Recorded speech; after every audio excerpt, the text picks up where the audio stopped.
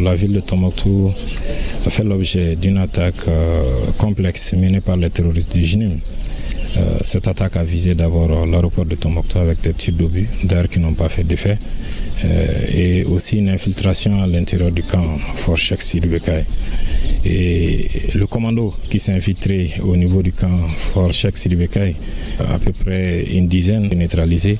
Nous avons des terroristes qui ont été interpellés, des armes qui ont été récupérées et nous continuons le ratissage au niveau de la ville de Tombouctou. Nous tenons ici à rassurer l'ensemble de la population de Tombouctou que la situation est sous contrôle et nous allons veiller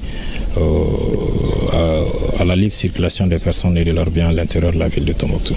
Et aussi profiter de ce micro pour quand même dire bravo aux éléments qui se sont déterminés. D'ailleurs, c'est une lutte existentielle, on n'a pas d'autre choix.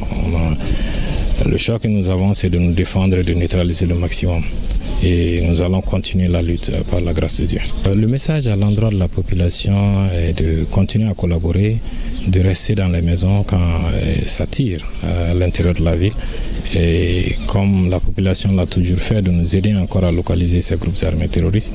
Donc nous disons à la population de croire à son armée et de continuer quand même à collaborer. Et c'est à ce seul prix que nous allons avoir le dessus sur l'ennemi.